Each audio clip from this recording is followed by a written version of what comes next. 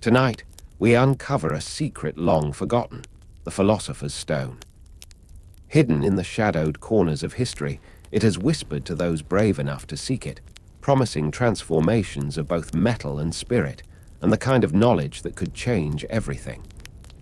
The stone has inspired centuries of alchemists, mystics, and dreamers alike. Some sought it to turn lead into gold, others to discover the elixir of life. Yet beyond the legends of wealth and immortality lies a deeper truth, a reflection of the human desire to purify, to awaken, and to discover the light within. In this quiet journey, we will trace the whispers of forgotten laboratories, dusty manuscripts, and ancient wisdom. We will explore the mysteries of alchemy not just as a science, but as a path to understanding the hidden potential in all of us. Before we begin, tell me, what kind of dreams would you like to have? Write them in the comments below. I'd love to know what your heart hopes to dream tonight. And if you enjoy gentle journeys through the mysteries of the past, consider subscribing, so you'll never miss the next story whispered from forgotten worlds. In the quiet chambers of forgotten time, where candlelight trembled against cracked manuscripts and the scent of ink mingled with the dust of centuries, there moved a whisper, a rumor of a stone that held the secret of life itself. They called it the Philosopher's Stone, though it was no ordinary rock. It was spoken of as bridge and key, a secret that could bind the mortal to the divine, and those who heard the story felt something stir like wind in a dormant garden. Legends said the stone could turn base metals to gold, but the gold was only a shadow of its deeper promise. The alchemists taught that matter was a mirror of spirit. To transmute lead into gold was to show that the base could become noble, that the outer world reflected an inner transformation. For them, the true miracle was not the gleam of metal, but the awakening of the soul, the slow brightening of what had been dark and heavy until it shone from within. In narrow laboratories, beneath arches blackened with smoke, seekers bent over alembics and crucibles. Their hands were stained by the work, their breath warmed the glass. They read strange diagrams, circles within squares, serpents eating their tails, suns dissolving into moons. Each symbol was a step in a secret language, salt for body, sulfur for will, mercury for spirit, and each operation on metal echoed a rite within the heart. The work required patience like prayer. Those who rushed found ash. Those who waited found slow change, and in that waiting the mind itself was purified. Some traced the stone to sages of old. Hermes Trismegistus spoke in riddles of as above, so below, teaching that heaven and earth are reflections, and that the hand which learns the sky can change the earth. Others followed visions, Zosimo's writing of spirits dissolving into vapor and rising purified, or anonymous hands inscribing colors and smells that were not of the everyday world. These accounts folded together into a tradition that was more music than machine, more meditation than metallurgy. The stone in stories took many forms. Sometimes it was a crimson jewel, burning gentle as dawn. Sometimes it was a glass so clear it seemed to hold a small sun. At times it came as an elixir, a powder, a tincture, and always it remained partly hidden, as if it had one face for the world and another for the soul that looked for it. Many claimed discovery, and many claimed failure. Monks in cloisters, merchants in city lanes, scholars in lonely towers all tried. Tales gathered about names. A bookseller who deciphered a cipher, a scholar whose manuscripts vanished, lovers who tended a quiet fire for decades. The alchemists often spoke in parable to protect what they believed sacred. The work was not to be sold or shouted, but tended and sung over, a private ceremony of transformation. It is easy to imagine the searcher's greed dressed in laboratory robes, but most practitioners worked with reverence, learning to watch metal as if it were a patient child. Failure was a teacher, experimentation a long humility. The slow chemistry of change could not be hurried. It was a craft that asked everything and returned a different wealth. The quiet growth of understanding, patience, a kind of inner light.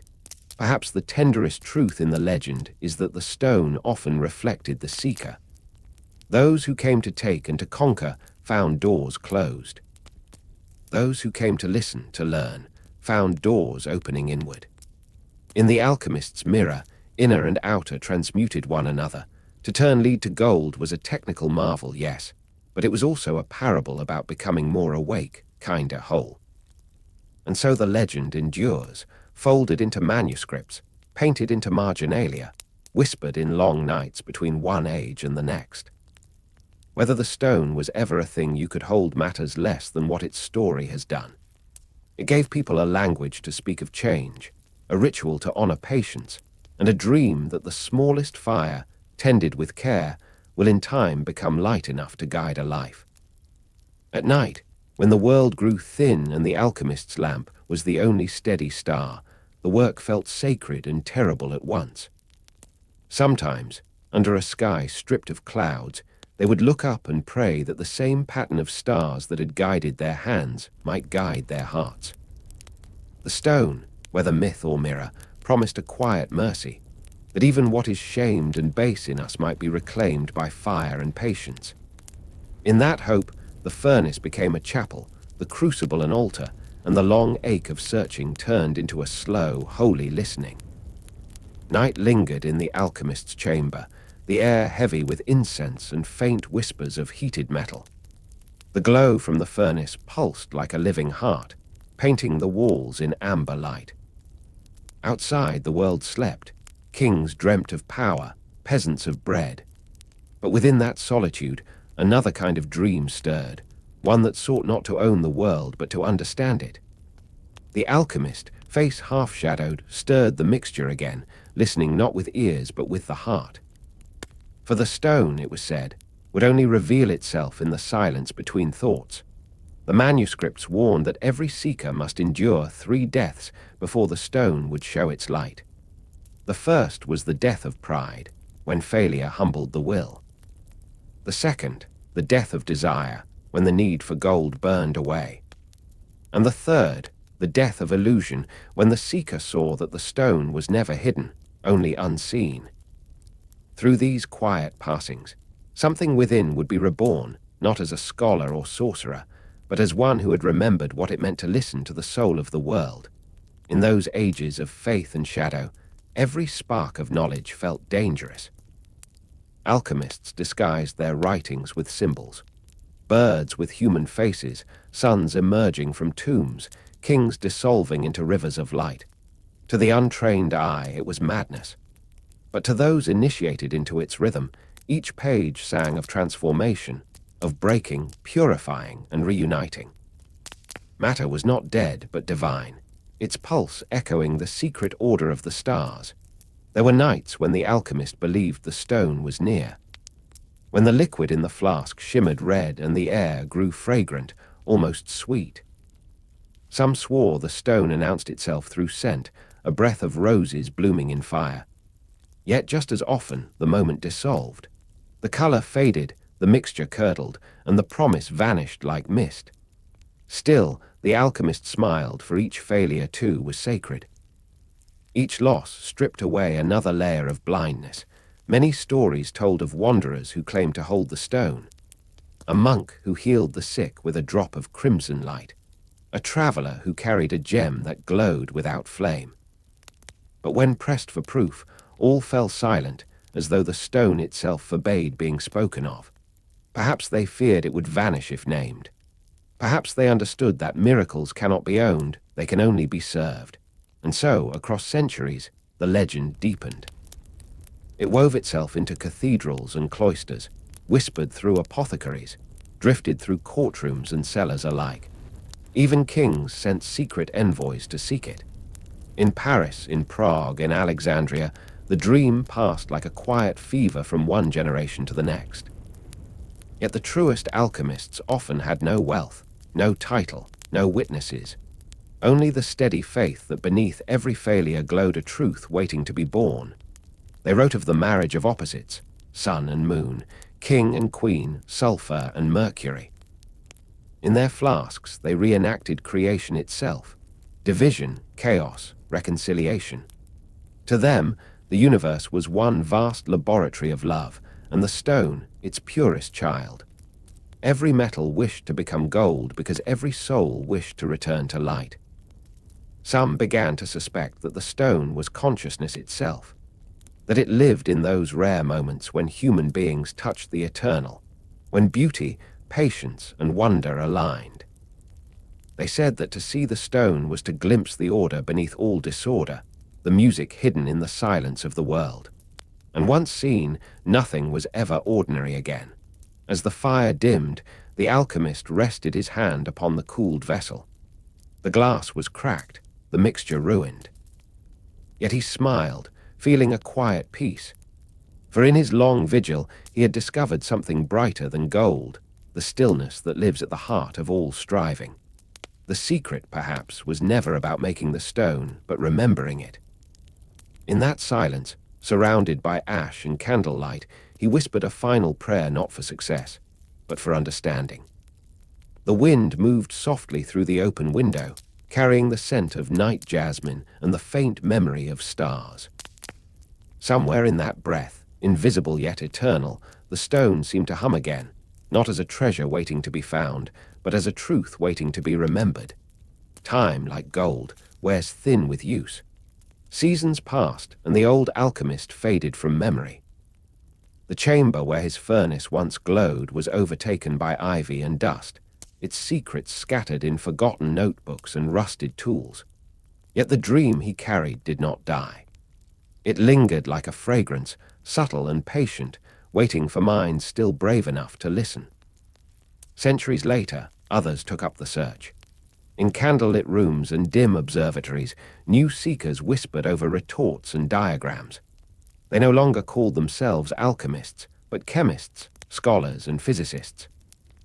Still, beneath their instruments and formulas, the same yearning remained, to uncover what lies beneath the veil of appearances, to find unity in the fragments of creation, to touch the spark that turns lead into light. Some said the stone had changed its form, that it now lived in the language of science, in equations that revealed the symmetry of the cosmos. Others believed it still shimmered in the hearts of mystics and poets who transmuted sorrow into beauty and doubt into grace.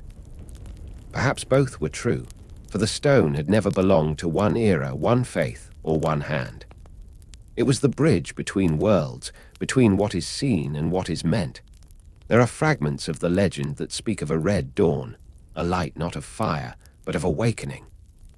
They say that those who gaze upon the stone see themselves reflected not as they are, but as they might become. The heart purified, the soul luminous. For the stone, in its essence, does not grant power but clarity, a mirror to the divine that already burns quietly within. In dreams, too, it still appears. To those who wander between waking and sleep, it sometimes glows, a small ember resting in the palm, warm as breath.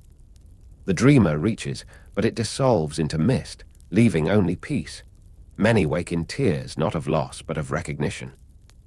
Something within them remembers a promise older than memory, that all things, no matter how divided, will one day be made whole again. Philosophers once wrote that the stone is born when opposites cease their war, when light embraces darkness, and the soul learns to love what it once feared. In that stillness, gold becomes a metaphor for truth, immortality becomes understanding, and the eternal is no longer distant. The secret fire burns in everyone, asking only to be tended with patience and humility. Even now, in quiet laboratories and lonely studios, seekers continue the work. Not to command nature, but to speak its language. They search for the point where science meets spirit, where mind and matter reflect one another like twin flames. And in their persistence, the old dream breathes again, not as superstition, but as reverence. The world, they begin to see, was never inert. It has always been alive. Perhaps that is the final transmutation, to awaken from the illusion that we are separate from the cosmos. To realize that the gold of the philosophers was never a metal, but a way of seeing. To know that every sunrise, every act of kindness, every fragile spark of wonder is the stone whispering, "You have found me." And when night comes, as it always does, the legend continues its quiet pilgrimage. It passes from dreamer to dreamer, from teacher to child, from the page of one forgotten book to another. It waits in the breath between questions, in the pause before understanding. If you listen closely, you might still hear it, the soft hum of the world remembering itself. Not as myth or miracle, but as a truth so ancient it feels like home.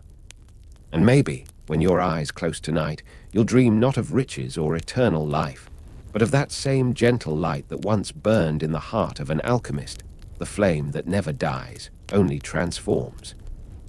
So rest now, dear listener. The fire has dimmed, but its warmth remains. Let the dream carry you through the corridors of time, through gold and dust, through all that you have been and all that you may become.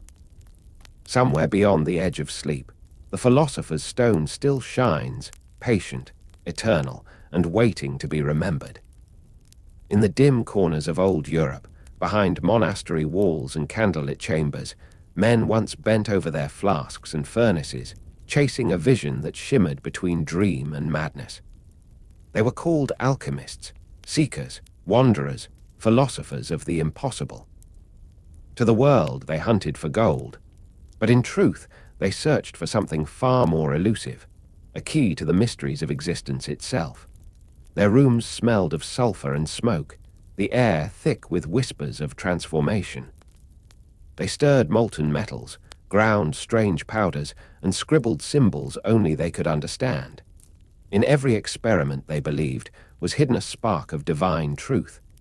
Lead was not merely a base metal, it was the sleeping form of perfection. And if awakened through knowledge, through faith, through devotion, it might become gold. The act was not only physical, it was spiritual.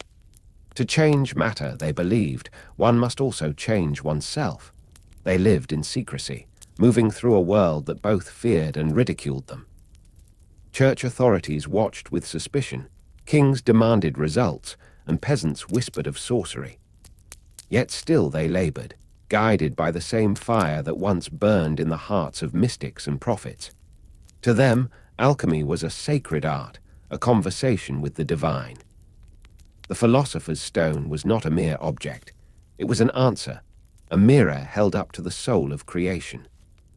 Among their number were figures whose names still shimmer like old legends. Nicholas Flamel, said to have unlocked the secret of immortality.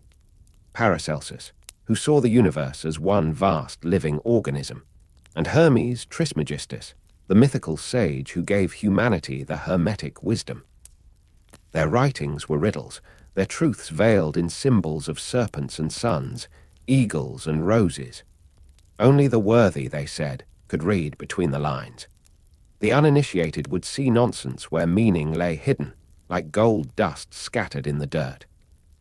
The alchemists believed the universe was built upon correspondences, earth reflecting heaven, the body reflecting the soul, the seen mirroring the unseen. As above, so below, they whispered, invoking an eternal law. Every reaction in the furnace was a reflection of cosmic balance. Fire became the breath of God, the vessel a miniature world, and the experimenter himself, both creator and creation. The work was holy because it imitated divine transformation, the endless dance of life and death, decay and renewal. But it was not an easy path. Many spent their lives in pursuit of a dream that always hovered just beyond reach. They suffered ridicule, poverty, and sometimes madness. The more they sought, the more they realized that gold was only a symbol. The true treasure was awakening, the moment when man remembered his divine nature, when leaden ignorance was burned away in the furnace of spirit. And so they continued, night after night, with trembling hands and steadfast hearts, their faces lit by the orange glow of alchemical fire. Sometimes they claimed success. They wrote of transmutations achieved, of metals purified, of tinctures that healed all disease. But these stories were cloaked in metaphor. Their transformations may not have been of matter, but of mind. In those secret chambers, the alchemists touched something sacred, a whisper that said the world is alive, that everything can change, that even the heaviest heart can become gold if placed in the right light. Outside, the world slept. Empires rose and fell, wars came and went. Yet in the solitude of their workshops, these dreamers kept their vigil, chasing a light that could not be extinguished. For them, the quest itself was the reward. The stone was not something to hold, but something to become. And perhaps that is the real secret of the alchemists. Not that they turned lead into gold, but that they believed transformation was possible at all. There were nights when the alchemist's lamp burned until dawn, a single flickering light in a sea of darkness. The wind whispered through cracked shutters, and the pages of old manuscripts trembled in its breath. On those long nights, when silence pressed against the walls, the alchemist's thoughts wandered to the border between science and prayer. For every experiment was an act of faith, a belief that the invisible could be coaxed into view, that chaos could yield to meaning if only one listened closely enough. They were men of contradictions, half scientists, half mystics. Their notebooks were filled with measurements and musings alike, calculations mingling with invocations to angels and stars. When they gazed into the boiling metal, they saw not only reactions, but reflections of their own hearts. The furnace became their confessional, the crucible their soul. Each failure, each explosion of glass or sudden hiss of steam taught them patience. The great work, they said, required the endurance of saints. In hidden monasteries, they shared fragments of their wisdom, always in code. For to speak plainly of such mysteries was to risk persecution, or worse, misunderstanding. Their words became labyrinths, protecting truths too sacred for careless tongues. They wrote of the green lion that devours the sun, of the marriage of the red king and white queen. To the untrained eye, such phrases were madness. But to those who knew, they spoke of transformation, matter uniting with spirit, opposites dissolving into harmony. The alchemist's path was also the path of loneliness. Few could comprehend his devotion to a dream so distant. Friends called him a fool, priests called him heretic, yet he continued. In the soft glow of his workshop, surrounded by jars of mercury and salt, he whispered ancient prayers and recorded the faint shimmer of change. Every flicker in the flask felt like a heartbeat from the divine. And when nothing happened, he turned inward, asking what in him still needed to be purified. Many alchemists believed that before one could transmute lead into gold, one must purify the soul. Pride, envy, and greed were the true impurities, the real dross to be burned away. As the metal is refined by fire, they wrote, so must the heart be refined by suffering. The furnace was both literal and symbolic, consuming all that was false until only the essence remained. In this way, alchemy became a mirror of spiritual evolution, a lifelong meditation on change. In rare moments, they claimed glimpses of success, a sudden flash of light in the crucible, a shimmer of unexpected color, a fragrance rising from molten metal that seemed to breathe life itself. Such signs they recorded with trembling reverence, never certain if what they saw was real or revelation. To an alchemist, the boundary between the physical and the divine was thin, permeable. The world itself was a living book, written in the language of transformation. In the stillness of their solitude, some began to see that perhaps the stone was never meant to be found in the material world. Perhaps it was a metaphor, a lesson woven into the very fabric of existence. The lead they sought to perfect was their own humanity, heavy and flawed yet full of hidden brilliance. The gold they dreamed of was wisdom, compassion, and awakening. The great work, then, was not only a search for immortality, but for meaning, and so they continued. One generation passing the secret flame to the next, keeping alive the belief that life itself is a kind of alchemy, that every soul, no matter how burdened, holds within it the seed of transformation. The philosopher's stone may have been myth, but the yearning it inspired was real. For as long as humanity seeks light in darkness, the alchemist's quest will never truly end. In the dim light of their workshops, time often ceased to exist. Candles melted into pools of wax, and the scent of heated metal clung to the air like memory. The alchemists worked not for reward, but for revelation. They believed the world was veiled in symbols, and that each experiment peeled back a layer of divine language. To them, creation was not something that had happened. It was happening still, and they were humble witnesses to its unfolding. Through endless nights, they stirred mixtures of sulfur, mercury, and salt, the sacred trinity of their art. These were not mere substances, but embodiments of spirit, soul, and body. Theirs was a language of essence, not matter. When fire danced upon metal, it spoke in riddles. When colors changed in the crucible, it whispered of inner truths. Every transformation, no matter how small, mirrored something within the alchemist himself. As above, so below. As within, so without. Legends tell of one who claimed to have succeeded. His name was whispered across kingdoms, Flamel, the eternal scribe. It was said that he discovered the stone and shared its elixir only with his beloved. Together, they disappeared into history, their names fading but their myth growing brighter. Whether true or not, the story carried the pulse of hope, the same hope that kept countless others searching. For even if the stone was legend, the possibility of it made the world seem more enchanted, more alive. The alchemists knew they were misunderstood. To the outside world, they were dreamers chasing illusions. To themselves, they were keepers of balance, guardians of hidden wisdom. Their laboratories were temples, their furnaces altars. They believed that all matter held a spark of the divine, and through their craft, they sought to awaken it. In turning base metals into gold, they sought not to defy nature, but to complete it, to return it to its original purity. Yet there was another kind of transmutation taking place, one not seen by the eye. The years of solitude, the failures, the endless search for perfection, all these became fire that tempered the spirit. Many wrote that the true stone revealed itself only when the seeker no longer desired it for himself. When the heart released greed and pride, the alchemical fire within turned gentle and luminous. The great work then ceased to be an act of creation and became an act of becoming. Some said the stone was love itself, the universal solvent that could dissolve all division.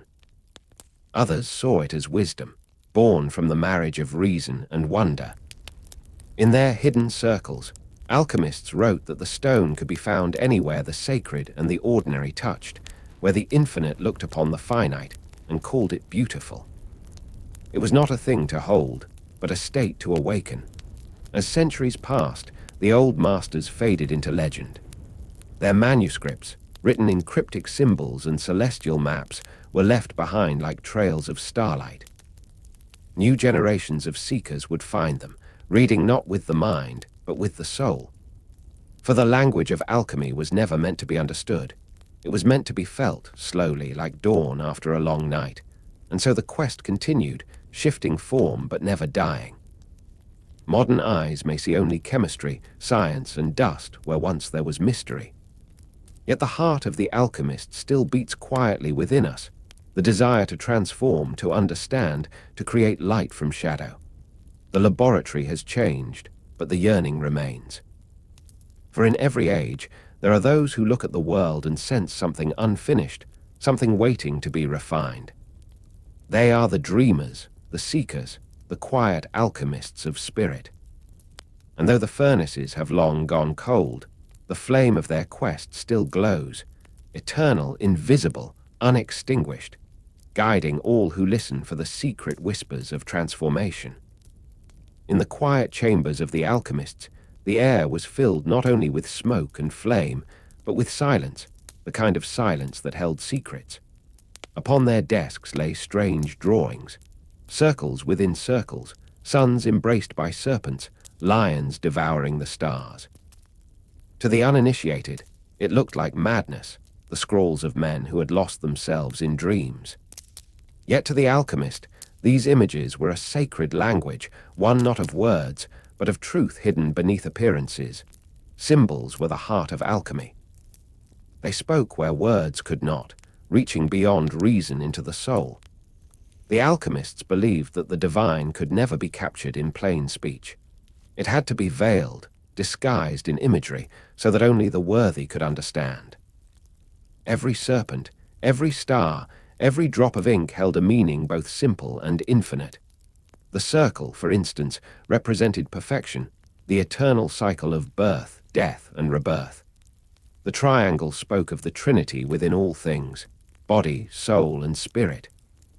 Even colors were messages, black for decay, white for purification, red for enlightenment.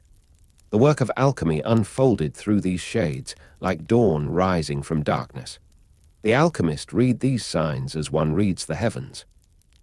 In the Ouroboros, the serpent eating its own tail, he saw the endless nature of existence, the unity of creation and destruction. In the phoenix, he found the promise of resurrection, the assurance that nothing truly perishes, only changes form. To practice alchemy was to live among these symbols, to breathe their meaning until it became part of the self. The laboratory was only a reflection of the mind.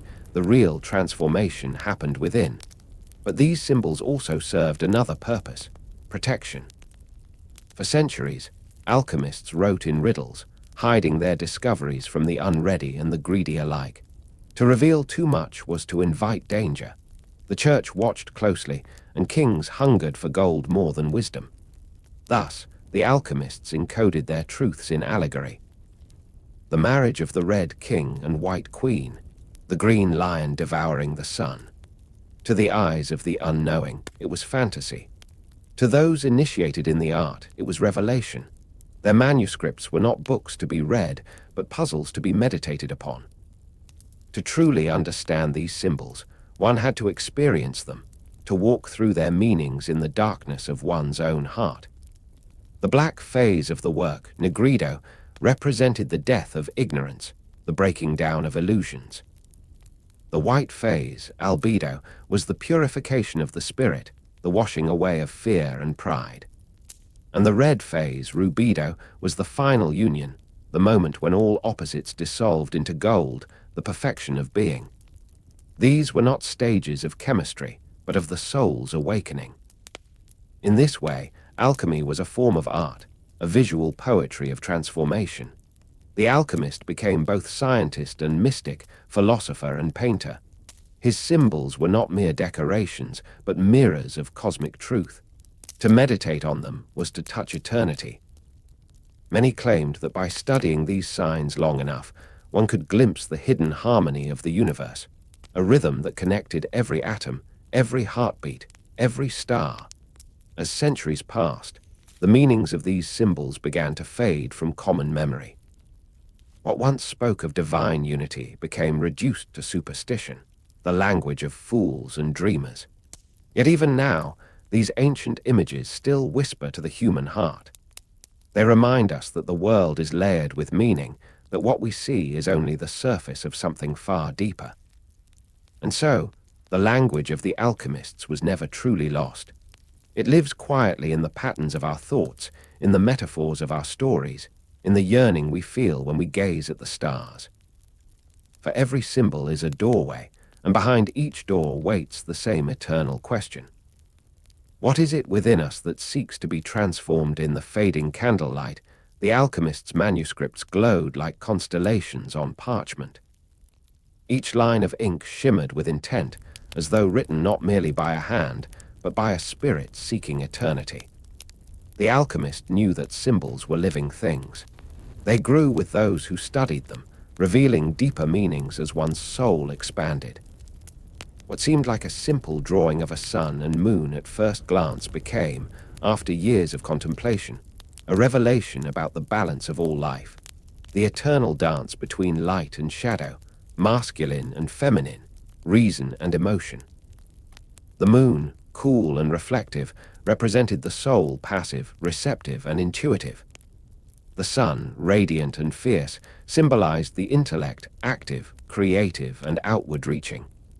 When united, they formed the philosopher's stone, the mystical child of opposites. This was not about metals or fire, but about harmony, the reconciliation of all that was divided within oneself. To the alchemist, gold was not a metal, but a state of being, the perfected human spirit, shining with wisdom. It was said that only through this sacred union could one glimpse the divine. The ancient texts called it the coniunctio, the marriage of the opposites. It appeared in every form of life, day melting into night, breath flowing between inhale and exhale, the pulse of the heart between giving and receiving. The alchemist did not simply read about these truths, he lived them. Each experiment, each drawing, each meditation was a reflection of that same cosmic rhythm. And yet, this symbolic language was not meant only for those cloaked in secrecy. It spoke to something universal, something we all carry quietly inside. Even today, symbols reach us in ways we cannot always explain. A cross, a circle, a flame, they stir emotions older than words. They remind us that humanity's search for meaning has never changed. The alchemist's symbols were mirrors of the same questions we still ask. Who are we? What is our purpose? Can the base matter of life, pain, loss, confusion, truly be turned into something luminous? Many who sought the stone misunderstood this. They chased gold and immortality in the literal sense, thinking the secret was material. But the true alchemists, the quiet ones who worked alone through long nights, understood otherwise. They knew that symbols were never meant to grant power, but understanding. To decipher them was to confront oneself, to see both the shadow and the light of the soul. Every dragon drawn on parchment was one's own fear. Every rising sun was the courage to begin again. The alchemical symbols also carried an important rhythm of secrecy and revelation. They spoke in paradox because truth could not be forced, it had to be earned. The Emerald Tablet, perhaps the most famous alchemical text, whispered, "As above, so below, as within, so without." These words were not meant to confuse, but to awaken. They tell us that every mystery of the cosmos exists within us too.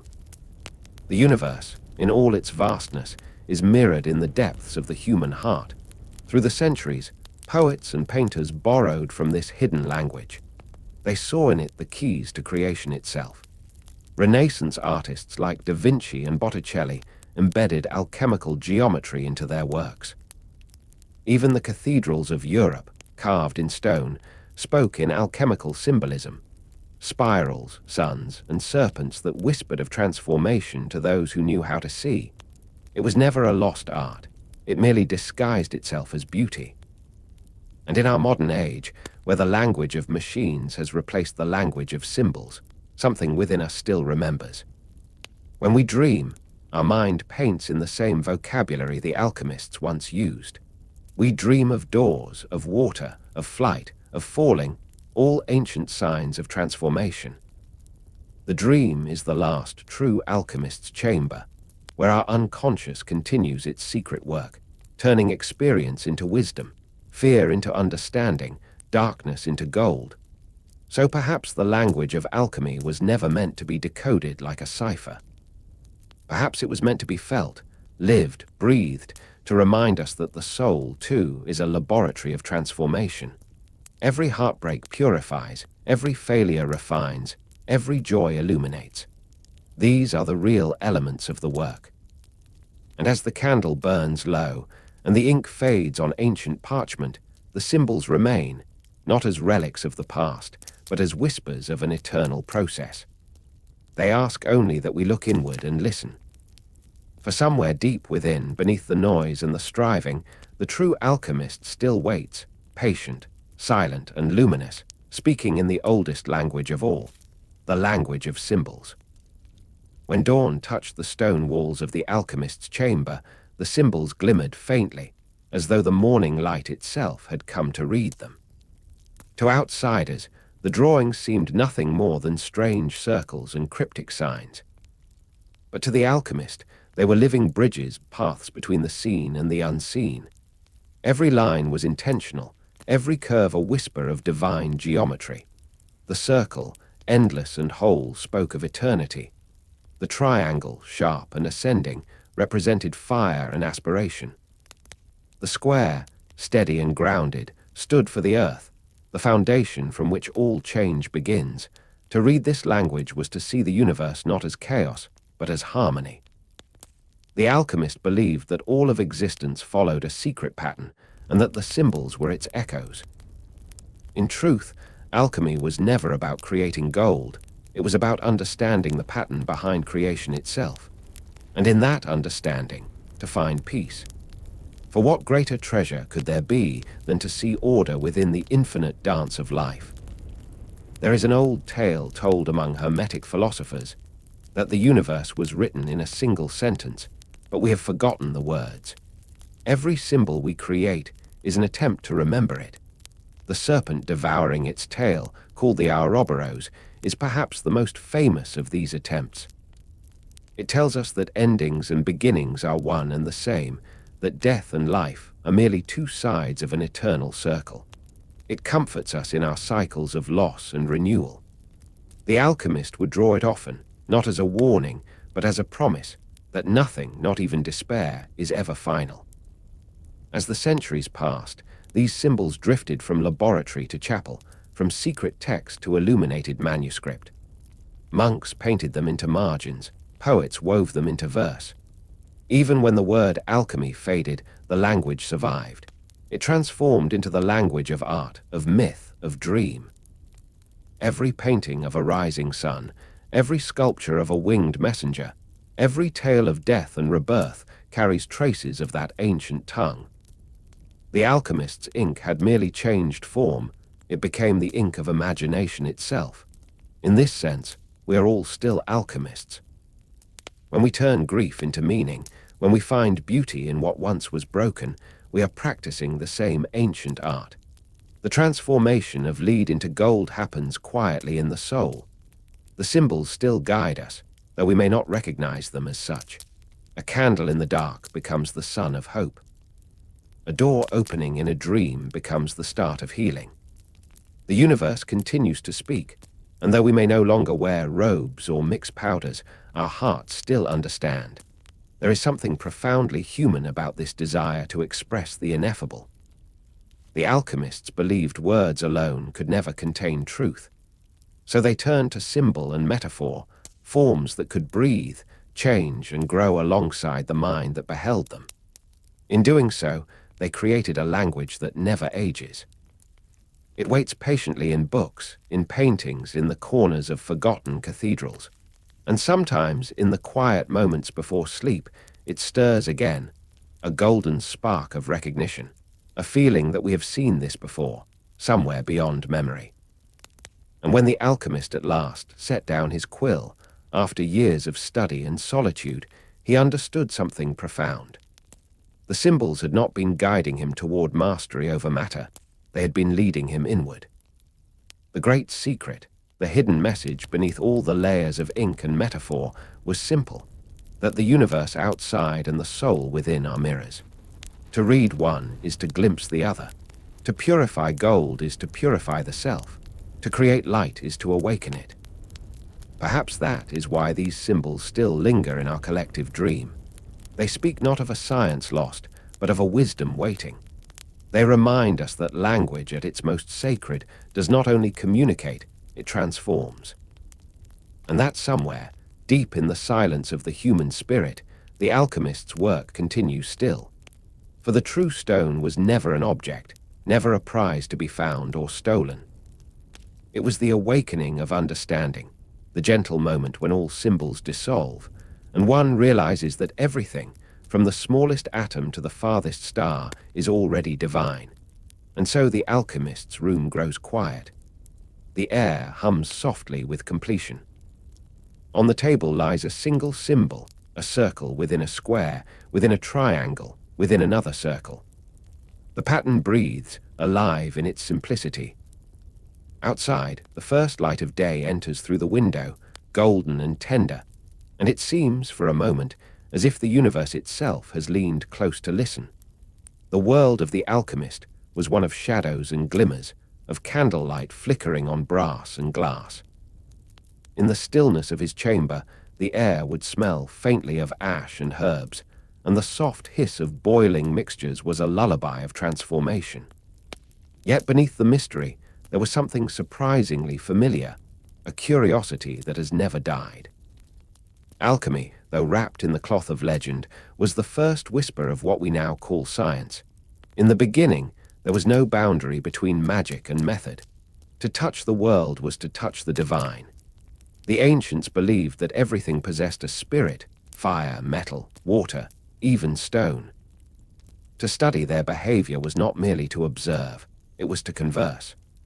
When an alchemist placed copper into flame, he did not see a reaction. He saw the soul of the metal awakening, revealing its hidden language through color and smoke. To him, this was not an illusion but truth. Nature was alive, and he was its listener. But through these poetic rituals, real discoveries began to emerge. The process of distillation, of filtering, of refining, these were not inventions of modern laboratories, but of alchemical patience. Through centuries of trial and error, they learned how heat could purify, how vapor could carry essence, how matter could change form without losing its being. They called it transmutation, but beneath the metaphor lay the foundations of chemistry. Even their tools, the crucible, the retort, the alembic, would one day evolve into the instruments of modern science. One could say that alchemy was the dream from which science awoke. The alchemist, seeking eternal life, instead found the laws of transformation. In chasing perfection, he stumbled upon process. He may not have created gold, but he created the discipline that would one day reveal the atom itself. His notebooks, filled with coded language and impossible diagrams, were not madness. They were the first blueprints of human curiosity made tangible. Yet what made the alchemist's journey so different was his conviction that truth was not only external. Every experiment, every burning of metal or mixing of elements was mirrored by a transformation within. To purify lead was to purify the heart. To ignite sulfur and mercury was to balance soul and mind. It was this marriage of inner and outer search that gave alchemy its lasting magic. Modern science, in seeking precision, would later abandon the soul. But in the alchemist's world, the soul was the very fire that made the work possible. Consider, for a moment, the philosopher's furnace. Inside it, the alchemist would heat materials in stages, watching as they blackened, dissolved, and finally turned white or red, colors that symbolized death, rebirth, and enlightenment. He called these nigredo, albedo, and rubedo. To him, these were not chemical stages but spiritual milestones. Yet within them was a real observation, the stages of oxidation and reduction, the visible evidence of reactions unseen. In pursuing spiritual metaphors, he documented physical truths. Even the philosopher's stone, that legendary red substance said to grant immortality, can be seen as a reflection of early experimentation with compounds and minerals. Alchemists worked with cinnabar, mercury sulfide, which turns a brilliant scarlet when purified. They observed that matter could indeed change color, density, and structure under heat, a revelation that matter was not fixed, that the universe itself was malleable. For all its mysticism, this was the first glimmer of atomic understanding. Still, there was beauty in their errors. The alchemist's notebooks are filled with contradictions, but also with poetry, the kind that hums with wonder. They did not separate beauty from truth, they sought both together. And perhaps that is why their legacy still lingers. For even now, when a scientist peers into a microscope or stares at a star through a telescope, there is something of the old alchemist in that gaze, that belief that beneath the pattern of things, there lies a spark that cannot be measured, but only felt. In time, the torch passed from mystic to scholar. The alchemists became chemists, and the crucible became the laboratory. Equations replaced symbols, certainty replaced metaphor. Yet even now, the heart of alchemy survives. In every moment we look at the world not as static, but as capable of transformation. When we understand that all matter, all life, all existence is in a constant state of change, we hear again that ancient whisper. The alchemists were not wrong only early, and so perhaps science did not destroy alchemy. It completed it. The dream became conscious. The poetry turned into formula. But beneath the precision, the same desire endures, to know what the universe is made of and what we, too, are made of. To hold a piece of the infinite in our mortal hands, not as a symbol, not as gold, but as understanding. The quiet dawn of reason did not come in a single moment. It unfolded like mist lifting from an old river. Alchemy, in all its mystery and metaphor, began to give way to a gentler kind of clarity. But in those in-between centuries, there were men and women who lived between two worlds, one hand grasping at heaven, the other stirring the fire of discovery below. They did not yet call themselves scientists. They were seekers, dreamers, artisans of the unseen. Some still whispered prayers to the gods before beginning their work, for to alter nature was to walk on sacred ground. Yet, through their persistence, they found patterns hidden in the dance of matter, laws that would one day form the skeleton of chemistry. It began with the smallest observations: metals that refused to melt, substances that changed color, vapors that could be captured and turned to liquid once more. What was once seen as divine magic became measurable.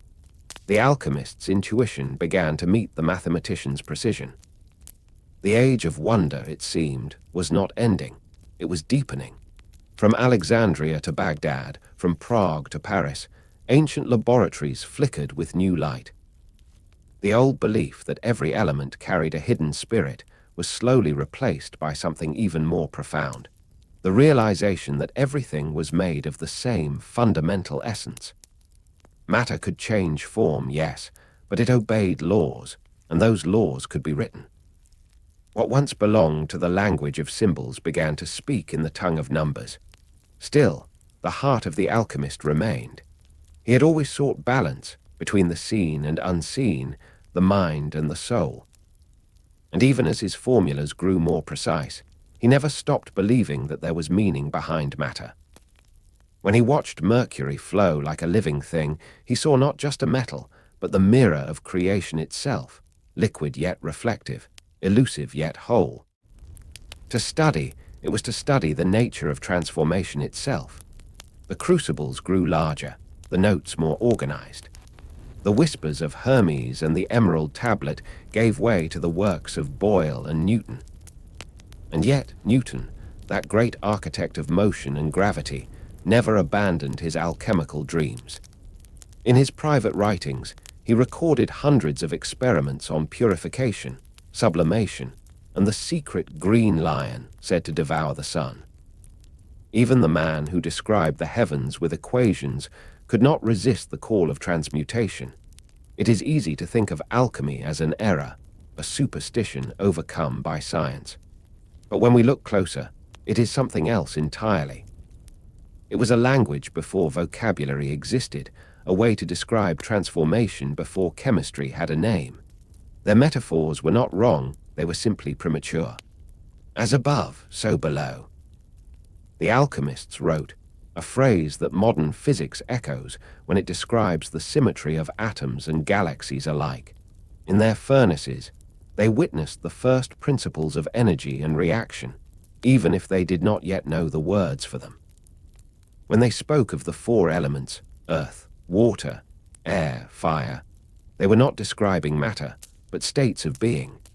Solid, liquid, gas, plasma, the very framework we use today still hums with their ancient intuition. But what truly lingers from that age is not their failures or their secrets. It is their faith in the possibility of change. They believed that everything could become something greater, that within the most common material hid a divine potential. Even lead, dull and heavy, could one day be gold. And though we now understand that transmutation is rare, the metaphor remains true. Within each of us lies the same alchemical dream, that through patience, fire, and time, we too can transform. In the silence of their chambers, As mixtures boiled and fumes rose, they did not know they were giving birth to a new world. They only knew the joy of discovery, the thrill of seeing something new emerge from the old. And perhaps that is why the work of the alchemist still feels so human. It was never only about matter. It was about hope. They sought the philosopher's stone, but what they truly created was the foundation of knowledge itself. Each failure, each experiment, each sleepless night beside the furnace was a prayer to understanding. The alchemist's table was a place of devotion, a sacred space where curiosity burned brighter than gold.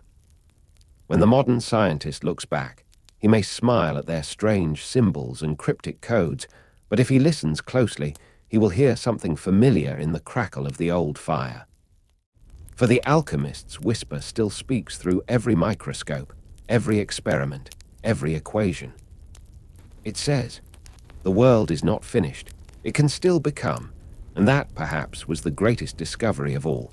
There came a time when the furnaces grew cold, and the smell of sulfur and smoke no longer filled the nights. The age of alchemy had ended, but its spirit was far from gone. The men who once dreamed of the philosopher's stone left behind manuscripts filled with riddles, recipes, and revelations, fragments of a lost dialogue between the visible and the invisible. Those who followed would no longer speak of transmuting lead into gold, but of elements and compounds, of reactions and precision.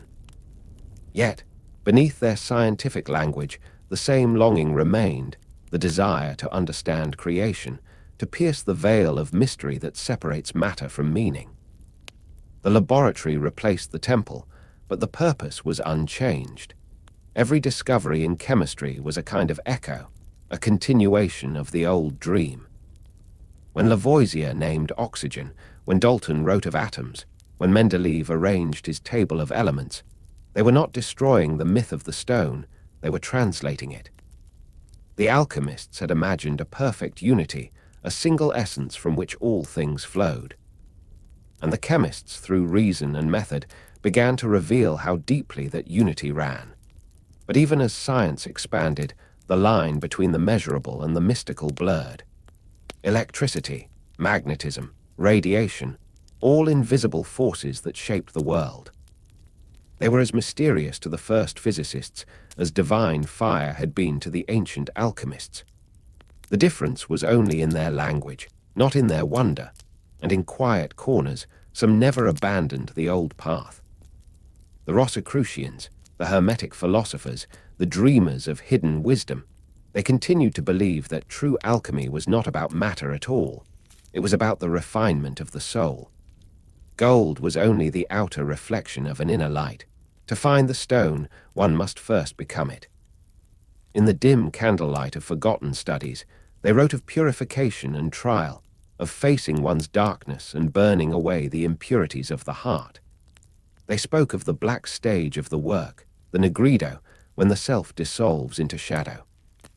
Then came the albedo, the whitening, where clarity and humility arise.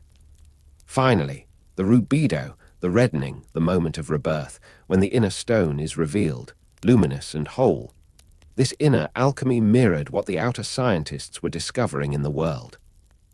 Both sought transformation, both believed in process. One turned metals to light, the other turned ignorance to knowledge. In both, there was faith in the unseen, that through patience, truth could emerge from chaos. Even today, when our machines split atoms and map distant stars, the ancient vision lingers. Scientists still speak of catalysts, of reactions that change everything by a single touch. The stone, they might say, has become symbolic of that transformative spark, the agent that awakens potential. In every breakthrough, in every quiet revelation, the echo of that old fire stirs. Perhaps that is why the story of alchemy never fully faded. It whispers of more than formulas or gold. It speaks to the restless spirit of humanity, forever reaching beyond its grasp. We have built telescopes to look outward and microscopes to look within, but both are born of the same impulse. To understand, to become. The philosopher's stone, in this way, was never meant to be found. It was meant to be sought. It was the journey itself, the endless pursuit of transformation, both of the world and of the self. Each discovery brings us closer to that elusive perfection, yet always leaves us wondering what lies just beyond. The alchemists believed that when the stone was revealed, heaven and earth would be one, the divine and the material reconciled. Perhaps, in our quiet moments when knowledge and wonder meet, that union already happens. For every truth uncovered, every mystery glimpsed, is a kind of transmutation, ignorance into wisdom, chaos into order, shadow into light. And so, even as the fires of the old laboratories fade into history, their glow remains. It flickers in the hearts of those who still look at the world with awe.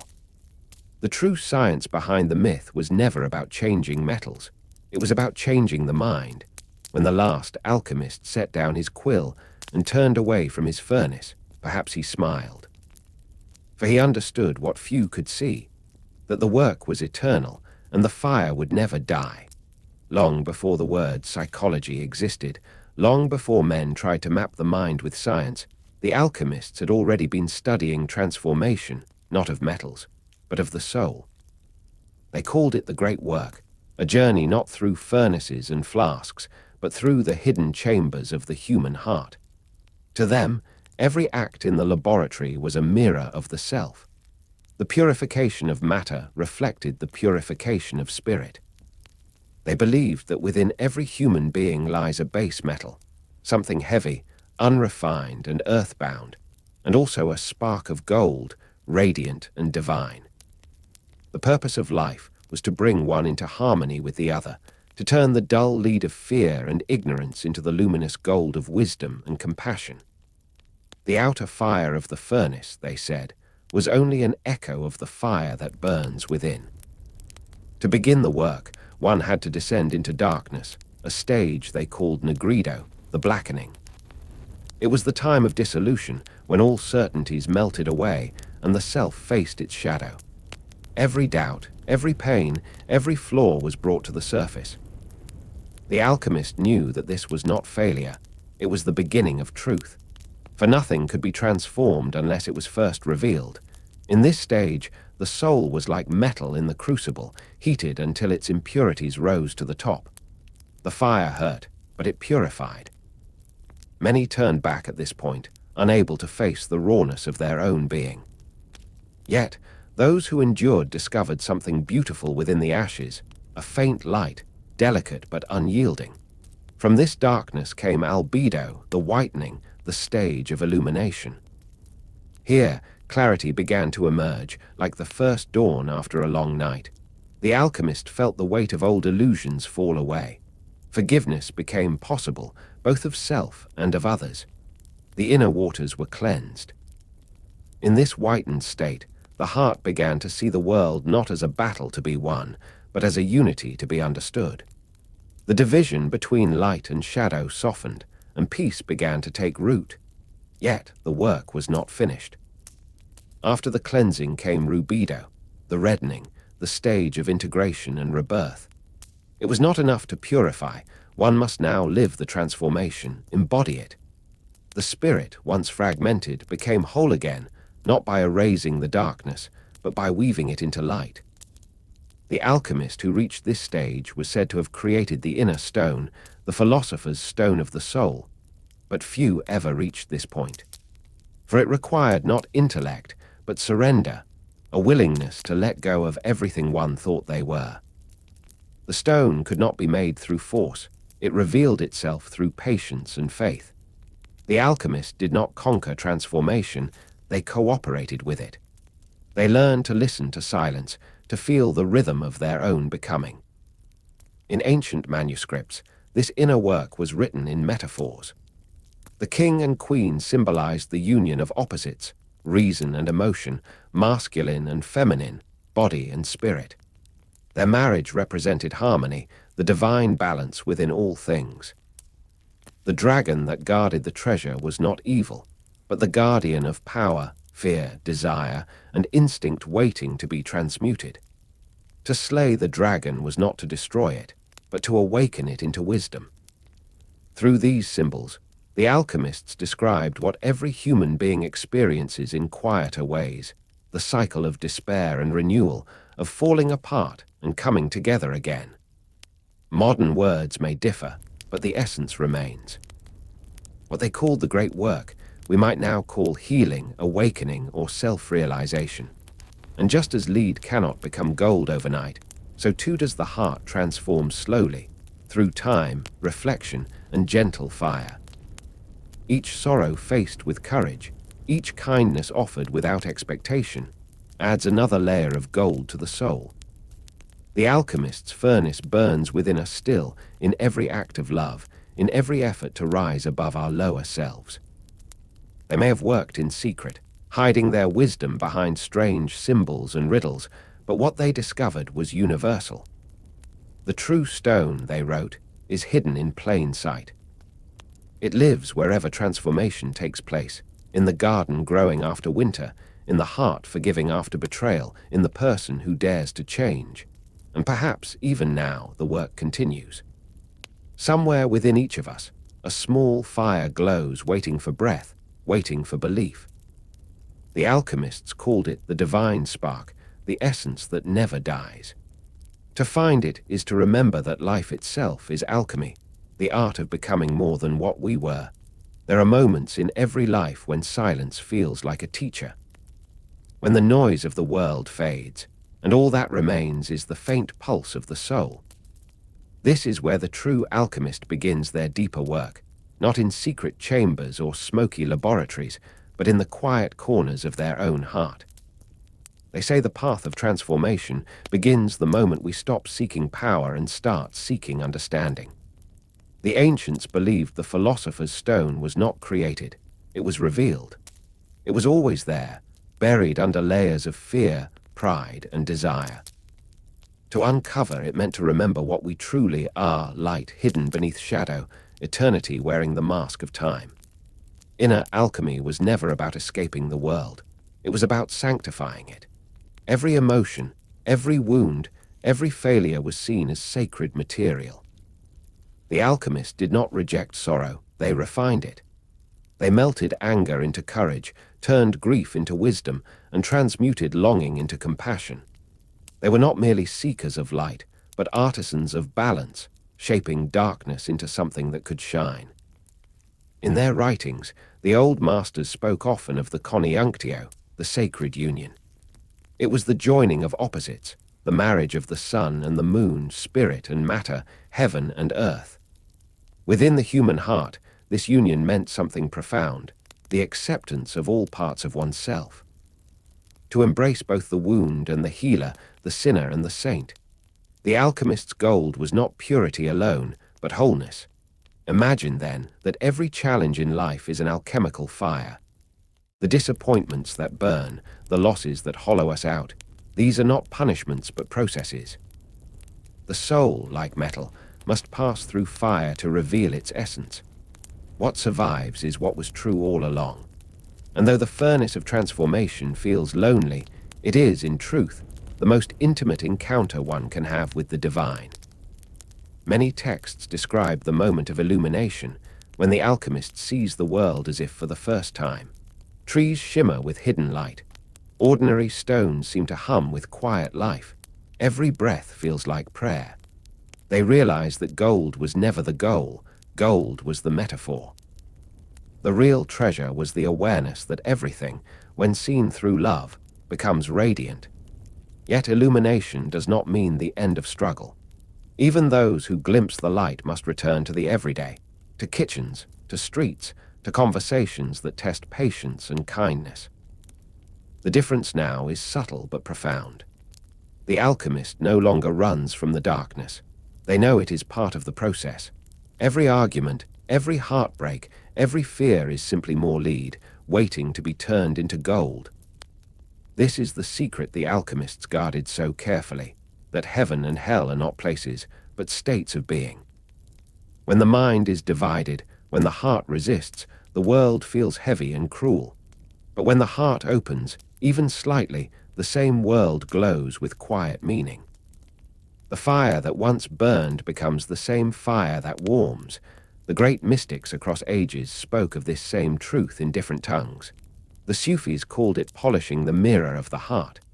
The Buddhists called it enlightenment. The Hermetic philosophers called it the union of opposites. Each language points to one reality, that the divine is not found outside of us but within, waiting to be recognized through experience and reflection. To live alchemically, then, is to live consciously, to see transformation in all things. When we forgive, we dissolve the metals of bitterness. When we love, we ignite the flame of rubido, the reddening of the heart. When we accept impermanence, we uncover the secret of the stone, that life's greatest power is not to preserve, but to renew, and so the inner alchemist walks a quiet path. There are no trophies, no proofs of success, no final gold to hold in the hand. The only evidence of the work is peace, a serenity that does not depend on circumstance. The alchemist smiles even in uncertainty, for they have learned that every end hides a beginning, and every beginning is born from something that once ended. In the end, the philosopher's stone was not a promise of immortality, but of continuity, the knowing that life changes form but never ceases to be. The stone of the soul endures beyond the body, beyond time, beyond name. It is the part of us that remembers we are made of stars, that our suffering and our joy are both chapters of the same eternal transformation. Perhaps that is the greatest secret of all. The stone is not found at the end of the journey, but carried all along. Every step, every fall, every breath, it was there, quietly shining. And when the alchemist finally realizes this, they do not cry out in triumph. They simply close their eyes, breathe softly, and smile, for they have become the gold they were seeking. In the stillness between heartbeats, something ancient stirs, a quiet knowing that we are more than flesh and bone. The alchemists called this spark spiritus, the living essence that hides beneath the surface of all things. To touch it was to understand creation itself, to see the divine fire that breathes through every moment. And yet they warned, this fire cannot be forced. It must be kindled with patience, humility, and love. True alchemy, they said, is not about mastering the elements, but mastering the self. The furnace within must be tended gently. Anger can be the flame that refines, but it can also consume. Desire can be the magnet that draws transformation, or the weight that pulls it down into illusion. To walk the path of inner alchemy is to balance between opposites, to know when to burn, and when to cool, when to dissolve, and when to let the gold form. Every stage of the alchemical work mirrors a human season. There is the nigredo, the blackening, when life feels like ruin, when meaning falls away and the world seems stripped of color. Then comes albedo, the whitening, moments of clarity, forgiveness, and renewal.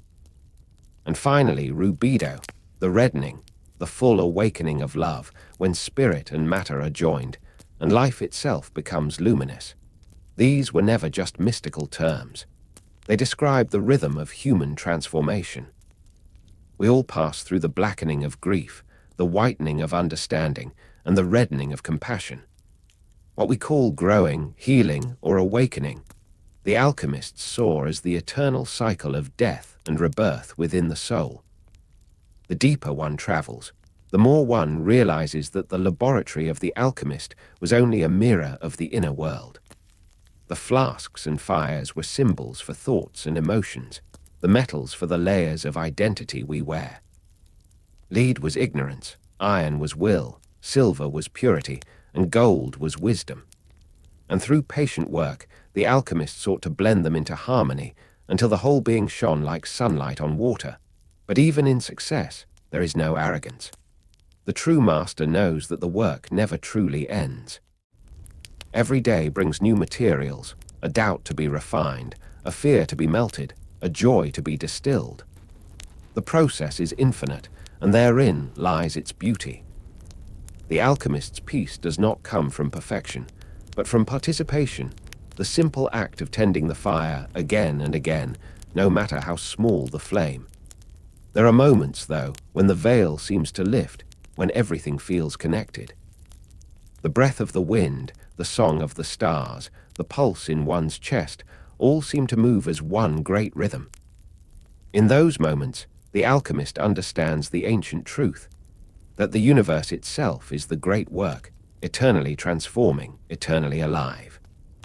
The soul is not separate from it, but a spark within its vast, golden furnace. Some say the final stage of inner alchemy is surrender. Not defeat, but acceptance, a soft, radiant letting go, when one stops striving to become perfect and begins simply to be. In that silence, the stone reveals itself, not as an object, but as awareness. A deep, abiding peace that knows no fear of loss, because it has seen the unity behind all change. The alchemist, now awakened, looks upon the world with new eyes. Every face glows with sacred light. Every sound feels like part of a grand, unspoken hymn. Even suffering, once a shadow to escape, becomes a teacher to embrace. For without darkness, the gold could never shine. Without the fire, there would be no transformation. It is said that those who reach this state speak little of it.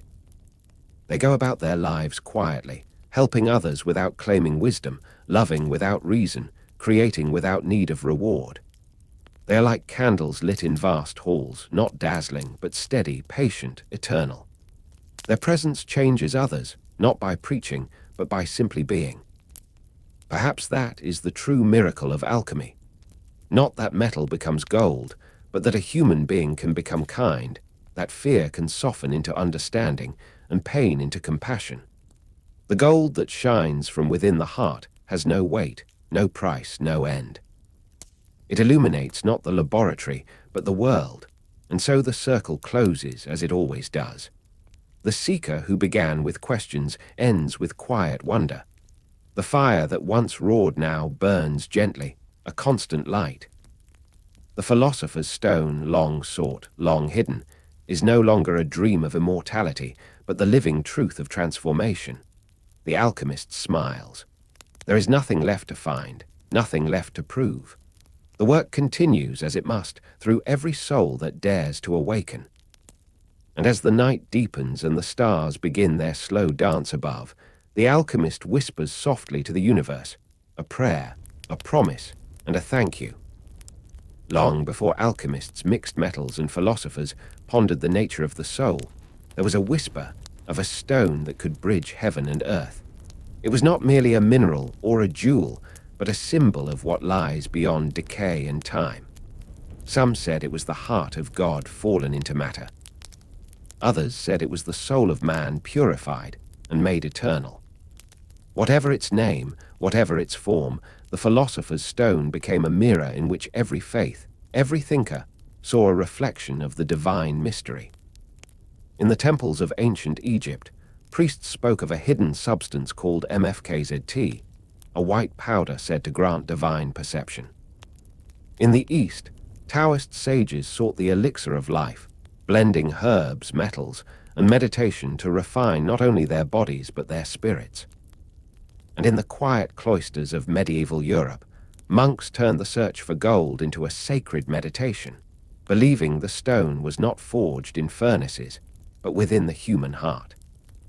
Religion, at its core, has always sought the same transformation the alchemists pursued, the transmutation of suffering into understanding, ignorance into wisdom, mortality into light. The stone was a promise, a reminder that the material world was not separate from the divine, but its sleeping reflection. To awaken, it was to remember who we truly are in Christianity. Echoes of alchemical truth shimmer in the teachings of Christ. The kingdom of God is within you.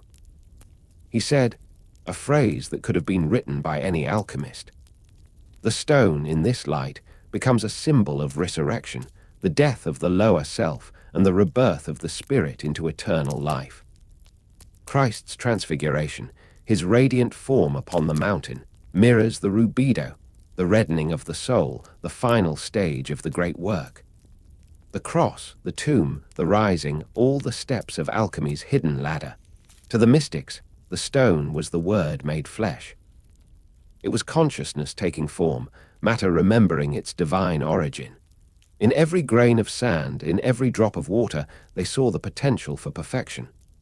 God, they said, hides in the smallest things, waiting to be recognized. And when man awakens to that truth, the whole of creation awakens with him. The ancient Hermetic texts called this truth as above, so below. The heavens move within the human heart, and the human heart moves with the stars. To create harmony between the two is to create the stone. Thus, the work was never only about matter. It was about restoring the lost symmetry between man and cosmos. The stone was the key that unlocked both worlds. Philosophers, too, saw in the stone the ultimate metaphor. Plato spoke of a divine form, a perfect ideal that all earthly things strive to imitate. The stone, in this sense, was not a thing but an idea, the realization of ultimate truth when illusion dissolves and all opposites unite. Aristotle called it entelechy, the fulfillment of purpose hidden within potential. For him, as for the alchemists, the seed already contained the flower, and the metal already held the gold. It was simply waiting to be awakened. Even in distant lands, the theme repeats. In Hindu philosophy, the stone finds its echo in the concept of moksha, liberation from the endless cycle of rebirth. In Buddhism, it is the moment of enlightenment, when the illusion of separateness fades. In Sufism, it becomes the heart polished like a mirror, reflecting only the beloved. And in the Kabbalah, it is the descent of divine light through the tree of life until it manifests as human consciousness, the final vessel of transformation. Each path tells the same story in its own tongue, that the divine and the human are not two. The stone is that union. It is the still point where faith becomes experience, where seeking becomes seeing. It cannot be bought, sold, or taken. It is born only through surrender, through the quiet melting of the self into something larger and eternal. Perhaps this is why so many traditions speak of it in riddles and symbols. To name it too plainly would diminish it. The stone resists explanation because it is not meant to be understood by the mind, but known by the soul. It is not a secret to be kept, but a mystery to be lived. When the ancient alchemists bowed before their furnaces, they were not worshipping matter. They were honoring the divine hidden within it. Every flicker of flame, every curl of smoke was a prayer. They were, in truth, performing a sacred act, the reconciliation of heaven and earth, God and man, spirit and form. And somewhere, deep within that sacred fire, the stone was said to glow, not with the light of gold, but with the quiet brilliance of understanding. Across centuries, the idea of the stone traveled quietly, passing through the hands of mystics, monks, and dreamers. Each held it differently, some as a symbol, some as a promise, and some as an act of faith. Yet in all its forms, it remained the same. A vision of perfection hidden in imperfection, a light wrapped in shadow. It whispered to those who sought meaning beyond the visible, calling them to turn inward, to find the divine not in distant heavens, but within the fragile landscape of their own being. In the Middle Ages, when faith and fear ruled side by side, alchemy was both condemned and revered. Churches warned against it, yet their cathedrals were filled with its symbols: suns and moons, serpents devouring their tails, doves ascending from flames. For those who could see, these carvings spoke a silent language. They told of transformation, not of metals but of souls. The stone was not a blasphemy. It was a hymn carved in secret, a reminder that divine truth was too vast to fit inside doctrine alone. To the mystic theologians, alchemy became a sacred metaphor for salvation. The furnace was the heart, and the base metal within it, the flawed, unrefined self, was placed into the fire of experience. Through suffering, love, and surrender, it was melted, purified, made new. The stone, they said, was born when the soul learned to see God not as a distant power, but as the living essence flowing through all things. In that realization, gold was made, not the gold of kings, but the gold of eternity. In Jewish mysticism, the Kabbalists spoke of the tikkun olam, the repair of the world, a sacred labor that mirrored the alchemical quest. They believed that divine light had once shattered into countless fragments, scattering through creation. To find the stone was to gather those fragments, to restore what had been broken. Every act of compassion, every moment of insight, was another piece of light reclaimed from the darkness. The work was not only for oneself, but for the whole of existence. Islamic philosophers, too, embraced the symbol in their own way. The Sufis called it the hidden treasure that longs to be known. They taught that the stone was the purified heart, a vessel polished by love until it could reflect the light of the beloved. When the soul remembers, they wrote, the stone awakens. Their poetry spoke of flames that did not burn, of wine that enlightened rather than intoxicated, of transformation that required the dissolution of the self. The stone, for them, was the heart's final surrender. Even in Eastern traditions, where the language of faith differed, the same truth shone through. The Taoist immortal pill, forged through meditation and breath, mirrored the Western philosopher's stone. Both were born of balance, the harmony between yin and yang, body and spirit. The Taoist alchemist did not seek gold. He sought to become one with the way, to merge with the rhythm that binds all things. In doing so, he became what the stone represented, eternal, whole, luminous. The Hindu mystics told of the Chintamani, a wish-fulfilling jewel said to rest at the center of the universe. It was not a treasure to possess, but a symbol of awakened consciousness, the mind illuminated by divine truth. And in Buddhist lore, the Mani stone bore the sacred mantra, Om Mani Padme Hum, meaning the jewel in the lotus. Within the mud of existence blooms the lotus of awakening, and within that flower shines the jewel, the stone of enlightenment, born from the depths of the human spirit. Through all these mirrors, the stone revealed one face, unity. It spoke of a truth that transcended culture, creed, and language. The divine could not be confined to one form, for it lived in all forms. Whether named God, Tao, or light, it was the same eternal presence speaking through 1,000 voices. And those who sought the stone were not merely chasing magic. They were listening for that voice within themselves. Philosophers, ever watchful for meaning, began to interpret the stone not as a literal object, but as a vision of human potential. To them, it represented the highest evolution of consciousness, the mind refined through knowledge, experience, and moral truth. The alchemists' fire became the fire of intellect and introspection. The crucible became the world itself, where every trial, every joy, every loss served to shape the soul's gold. Some said that perhaps the stone was never meant to be found because it was never lost. It existed in the moments when the human heart rose above greed, above fear, above despair. It appeared when love outweighed judgment, when wonder overcame reason, when faith transcended proof. In such moments, the divine spark in man and the eternal light of creation met and became one. And so the stone became a parable of remembering, not discovery.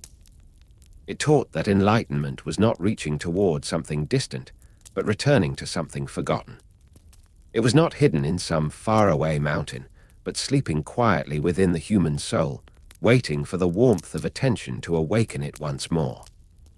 As the centuries unfolded, the philosopher's stone ceased to be an object of pursuit and became something subtler, a philosophy of being, a whisper shared among mystics who understood that the truest alchemy was the transformation of the human heart. The furnace was not found in laboratories or temples, but within the inner chambers of thought and prayer. The stone's promise had shifted. It was no longer about eternal life or endless wealth, but about a gentler kind of immortality, one born from wisdom, love, and awakening. In the quiet hours of the Renaissance, scholars and seekers began to see the stone as a union between religion and reason, faith and science. Figures like Paracelsus and Jacob Boehm spoke of the divine in the language of chemistry, and of chemistry in the language of the divine. They saw the universe as a living body, pulsing with hidden spirit, and man as a microcosm, a mirror of creation itself. To find the stone was to realize this connection, to feel the pulse of God within one's own being. Bohum wrote that the stone was the spark that lights itself. It did not come from books, nor could it be handed down from teacher to student. It appeared when the soul turned inward and met its own divine reflection. Every element of alchemy, salt, sulfur, mercury, became a symbol for this inward work. The body, the soul, and the spirit united in perfect harmony. The stone was the moment when division ended, when the inner and outer worlds breathed together as one. In the age of faith, men sought heaven beyond the clouds. In the age of alchemy, they sought it in their crucibles. But those who truly listened, the mystics, the poets, the dreamers, began to understand that the stone was both. It was the meeting place of heaven and earth, where the eternal took form and the temporal remembered eternity. In this way, the stone was a bridge between God and man, matter and spirit, dream and waking life. Religions, too, began to whisper this same secret, though in gentler tones. In Christian mysticism, the stone became the heart transformed by grace. Saint Teresa of Avila wrote of the interior castle, where the soul moves through chambers of purification until it reaches the light at its center, the divine presence, radiant and still. In Islam, the Sufi poets spoke of the same light in the heart, calling it the pearl beyond price. And in Eastern paths, the awakened soul was described as diamond-like, indestructible, clear, reflecting the whole of reality. The alchemists, in their cryptic way, always hinted that their work was both material and spiritual. Solve et coagula, they said, dissolve and reunite. Break apart what is false, then join again what is true. That was the rhythm of all creation, the pulse of life itself. To make the stone was to align oneself with that rhythm, to become a vessel through which divine harmony could flow. The stone was not made by force or formula. It was born through surrender, through patience, humility, and love. Many of the old alchemical manuscripts were deliberately written in riddles, hiding their wisdom beneath layers of metaphor. Yet when read with the heart, they all whispered the same truth, that the secret of the stone was never meant to remain hidden. It was meant to awaken something sleeping in humanity, a remembrance of our divine nature. Every parable, every ritual, every experiment was a meditation on this single mystery, that within the dust of man glows the light of God. As the world moved into the modern age, the language of science replaced the language of spirit. The old furnaces went cold, and the alchemists' symbols faded from the margins of manuscripts. But the dream of transformation did not die. It merely changed shape. Psychologists began to speak of integration, philosophers of self-realization, physicists of unity. Each, in their own way, was rediscovering the same truth under new names. The stone had not vanished. It had simply moved inward, deeper into the collective soul of humankind. And even now, in the quiet hours of night, when the world grows still and thought softens into silence, that dream lingers. It breathes through the pages of old texts, through the hymns of faith, through the yearning that lives in every human heart. The stone still speaks, though in whispers, not of gold, but of peace, not of power, but of understanding.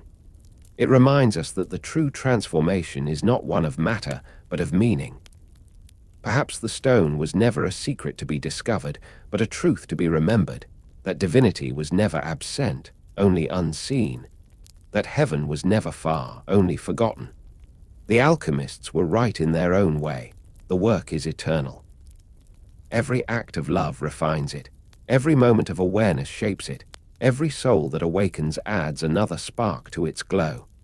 And so the legend endures, not as superstition, but as symbol. The philosopher's stone lives wherever there is wonder, wherever there is kindness, wherever there is the courage to change.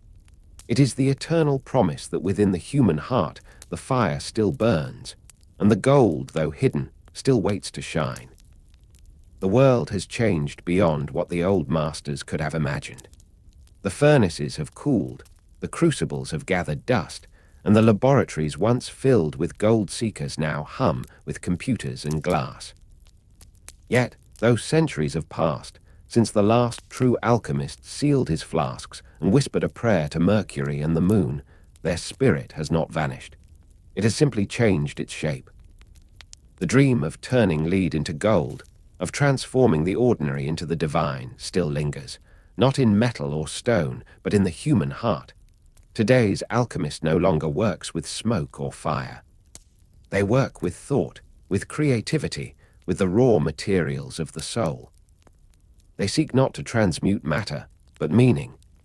They labor quietly in the fields of art, philosophy, and self-discovery, not to produce treasure, but to uncover truth.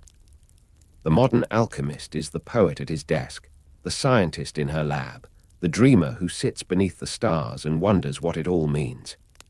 They are united by one thing, the hunger to transform, to understand the invisible forces that bind all things together. If the alchemists of old searched for the philosopher's stone, their descendants search for something similar, the still point at the center of chaos, the spark of purpose that turns confusion into clarity. Every brushstroke, every melody, every experiment is a kind of transmutation. Each failure is a refinement, each revelation a glimpse of gold. The modern alchemist does not melt metals, they melt illusions. They burn away falsehood, purify doubt, and from that ash shape something luminous. In many ways, psychology became the new language of alchemy. Carl Jung, one of the first to see beyond the symbols, wrote that the old alchemists were never merely working on lead and mercury. They were working on themselves. Their laboratories were metaphors for the inner world, their furnaces the fires of emotion and conflict, their elixirs the wisdom that emerges when the soul confronts its shadows. Jung called this process individuation, the journey of becoming whole. It was alchemy of the psyche, where the goal was not gold, but integration. He saw in the alchemical drawings, the serpents, the suns, the kings and queens, reflections of the human mind at work upon itself. The union of opposites. The merging of male and female, light and dark, spirit and matter. All were expressions of one eternal theme, transformation through balance. The modern alchemist, then, is one who seeks harmony within, who looks not outward for perfection, but inward for understanding. In the quiet of our digital age, this kind of alchemy feels almost forgotten. The world moves too quickly, and the subtle art of reflection seems to fade in the glare of constant light. But still, the work continues, quietly, invisibly. Every act of healing, every moment of forgiveness, every small step toward awareness. These are the new experiments, the new distillations of the heart. In therapy rooms, in meditation halls, in the quiet moments between thoughts, people are turning lead into gold once more. Even science, in its own way, carries the flame of alchemy. The physicist searching for the origins of the universe, the biologist mapping the code of life, the astronomer peering into the abyss, all are driven by the same sacred curiosity that once filled the alchemist's heart. They, too, seek the hidden unity of things. When a scientist breaks apart an atom or deciphers a new law of nature, they are participating in the same ancient quest, to uncover the secret language of the divine, to find order in the chaos of existence. But perhaps the truest alchemists of our time are not those who study matter or mind, but those who transform suffering into compassion.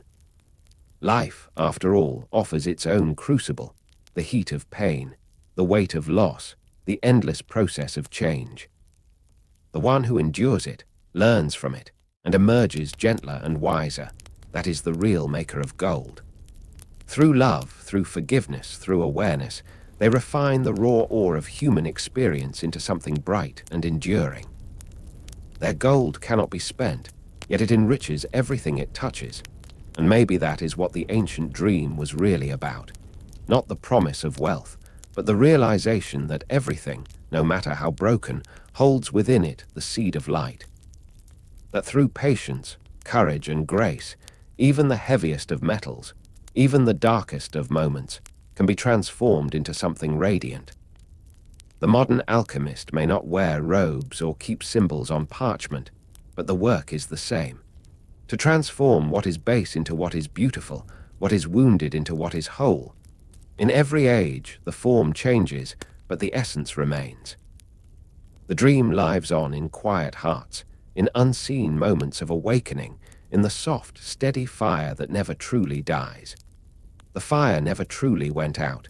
It merely moved from the old stone furnaces of medieval Europe into the quiet corners of human imagination. What once was smelted in brass crucibles is now refined in the heart. The true work, the great work, as the alchemists called it, continues, though its vessels have changed. Every age creates its own alchemy, its own way of transforming what is dark and dense into something filled with light. The modern alchemist does not chant over mercury or grind crystals under moonlight. They sit in silence, facing the flicker of their thoughts, watching the shadow within. For transformation has always begun there, not with the world, but with oneself. To master the elements is to first understand the storms within your own soul. The fire that once heated the furnaces now burns in the mind, the fire of discipline, patience, and awareness. When an artist paints from pain and finds beauty, that is alchemy. When a person forgives, turning anger into compassion, that too is alchemy. It is the oldest science of the soul, the conversion of human heaviness into something eternal. In every small act of creation, in every quiet moment of growth, the old dream lives again. Lead into gold, ignorance into understanding, fear into wisdom. In this sense, technology itself is an instrument of modern transmutation. Though it glows with screens and hums with signals instead of incense and bellows, its purpose is strangely familiar: to connect, to illuminate, to reveal. Humanity's machines have become its new alembics. Through them, ideas flow, merge, and evolve. Yet even here, the ancient balance remains. Too much attachment to the material, and the gold turns to dust. The lesson is the same as it ever was, to seek meaning, not merely power. Still, some have forgotten this.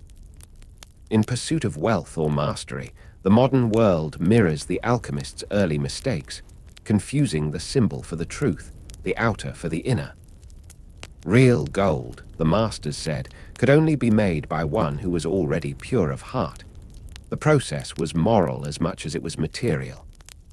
Today, we too must remember that no discovery, no invention, no progress holds value without wisdom. Transformation without humility is illusion. Carl Jung once wrote that the philosopher's stone was not an object, but a symbol of wholeness, the state in which all opposites within the self are reconciled. To find the stone is to see that light and dark, creation and destruction, joy and sorrow are all part of one vast, breathing whole. The modern alchemist walks this same path inward. Through meditation, through art, through honest reflection, they learn to hold both shadow and light without losing themselves to either. And perhaps that is why the myth still haunts us. It speaks to something timeless in the human condition, the desire to become more than we are, to redeem our mistakes, to make the unseen visible. Each of us carries fragments of the old alchemical dream. We search for meaning in the chaos, for clarity amid confusion. We long to find the inner gold, that quiet center untouched by fear or decay. The stone, said the alchemists, is made of what seems worthless. So too with the soul. It is the rejected parts, the forgotten memories, the pain we wish to erase that hold the key to transformation. The modern alchemist knows this. They do not flee from suffering, they work with it, study it, soften it. They understand that light without shadow is blindness. So they listen to the darkness, learning what it has to teach. In this way, they turn their own wounds into lanterns for others. This is the secret work, invisible, humble, endless. Science and spirituality, once torn apart, now circle back toward one another. The deeper we explore the universe, the more we find that its laws resemble poetry. Energy and matter, wave and particle, time and eternity, all dissolve into one shimmering unity. It is the same truth the alchemists intuited long ago, that everything is alive, connected, and in constant transformation. The atoms in your hand once burned in ancient stars. The gold in your ring was forged in a supernova. The universe itself is one vast alchemical experiment. To realize this is to awaken the philosopher within, the one who looks beyond appearance and asks, what is truly being transformed? The modern alchemist sees the divine not in miracles, but in motion, in the slow unfolding of understanding. They know that every sunrise is an act of transmutation, every breath a union of opposites, every life an unfinished experiment in turning the ordinary into the sacred. So the work continues, quietly, softly, within each person who seeks not wealth but wonder, not immortality but meaning. For in the end, the truest gold is not found in the earth, but in awareness, in the slow, luminous realization that we are all part of the same endless fire, burning, changing, and becoming. Night falls, and in that silence, something ancient stirs. The world may have traded parchment for pixels and crucibles for circuits, yet the longing remains the same. Beneath the hum of cities and the glow of endless screens, the heart of the alchemist still beats, quiet, steady, unyielding. The search for gold continues, though it is no longer the gold that glitters, but the gold that glows within. There are those who seek it through study, diving deep into philosophy or physics, uncovering the subtle threads that bind the universe. Others find it in art, in the blending of color and emotion, form and chaos, creating harmony from the fragments of the human soul. Each brushstroke, each word written under candlelight, becomes an act of transformation. These are the laboratories of the modern age, not in towers of stone, but in the hidden chambers of imagination. The alchemist's fire burns not for wealth, but for awakening. It is a fire that asks questions no science can easily answer. What makes consciousness flicker to life in the dark? What invisible essence binds love to loss, death to renewal? The ancients called it spirit, the breath of the divine that moves through all things. And though we no longer speak in their symbols, we still feel it, in moments of wonder that stop the mind, in awe so profound it borders on silence. The philosopher's stone, in truth, was never meant to be found. It was meant to be remembered. The transformation the alchemists sought is not a thing of the past, it is the quiet revolution of awareness. Every time you rise after failure, you perform a secret work. Every time you choose kindness over bitterness, you create gold from lead. The old masters would have called this magnum opus, the great work, the refining of the soul until it mirrors the heavens. In this sense, every human being is a living crucible, where experience is melted, purified, and remade into wisdom. And so the modern alchemist walks through the same trials, though the symbols have changed. Their dragons are doubt and despair, their elixirs are patience and love. They do not seek immortality of the flesh, but immortality of meaning, a life that leaves a quiet light behind. To live with purpose, to turn suffering into understanding, to awaken even one soul through truth, that is the alchemy of our time. But the stone, that elusive symbol, still calls to us. In meditation, it appears as stillness. In art, as beauty. In science, as unity. Its form shifts with the seeker, yet its essence remains one, the realization that all divisions are illusion. The alchemists said the stone contained all things in one. To hold it was to see that nothing was ever separate, that the divine and the human, the eternal and the fleeting, were but two faces of the same infinite mirror. Even now, that mirror stands before us. When you look at the stars, you are seeing your own origins. When you look at another human being with compassion, you see the same light reflected back. The true alchemist recognizes this, that the work was never about controlling nature, but understanding one's place within it. Gold, they said, was the metal of the sun, incorruptible, radiant, eternal. To become gold, then, was to live as the sun does, to give light without asking, to burn not for oneself, but for all. And yet, the work is never finished. The old texts spoke of circulatio, the endless cycle of dissolution and rebirth. Every transformation leads to another. Every ending becomes a beginning. Even the stars must die to scatter the elements of new worlds. Perhaps this is the deepest secret of the stone, not permanence, but participation. The realization that creation is not something to master, but something to join. The alchemist's task is not to hold the fire, but to become part of it. If you listen closely, you can still hear them, the voices of those who worked by moonlight, who dreamed that the impossible could be real. Their symbols live on. The Ouroboros, the serpent devouring its tail, the sign of eternal return. It whispers that what we seek has always been within us. The gold, the elixir, the light, they were never separate from the seeker. They were the seeker's own essence, waiting to be remembered. So the modern alchemist sets down the old texts, closes the furnace door, and looks within. They know now that the laboratory is the soul, and the formula is life itself.